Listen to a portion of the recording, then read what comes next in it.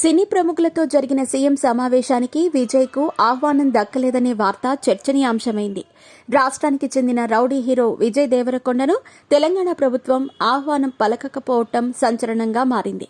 వివరాలేంటో ఇప్పుడు చూద్దాం.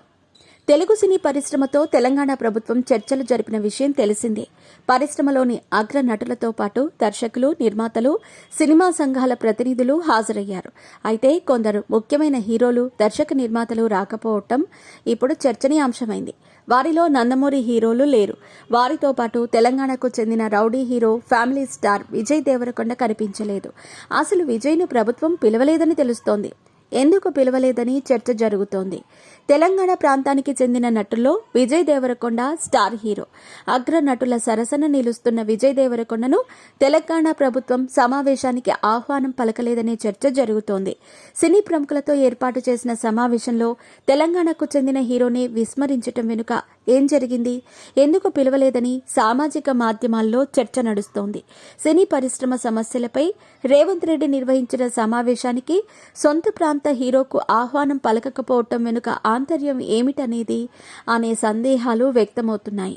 బిజీగా గడుపుతున్న లైఫ్ లో చిన్న బ్రేక్ తీసుకుని ఎంజాయ్ చేయాలి అనుకుంటున్నారా? అయితే వెంటనే ఆర్వీ వెకేషన్స్ ప్రైవేట్ లిమిటెడ్ ని సంప్రదించండి. మరిన్ని డీటెయిల్స్ కోసం సంప్రదించండి 7997979960. దురుద్దేశపూర్వకంగానే విజయ్ కు ఆహ్వానం పలకలేదని తెలుస్తోంది.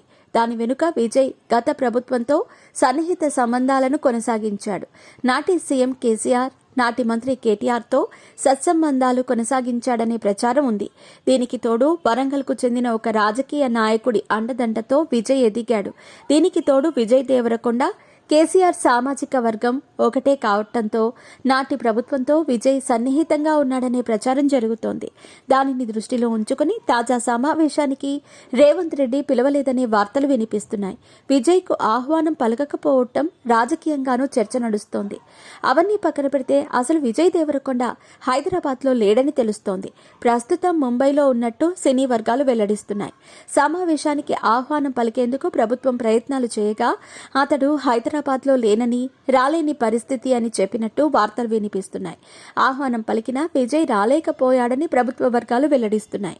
మొత్తానికి తెలంగాణకు చెందిన హీరో ఈ సమావేశానికి రాకపోవడంపై సామాజిక మాధ్యమాల్లో వివిధ రకాలుగా చర్చ నడుస్తోంది.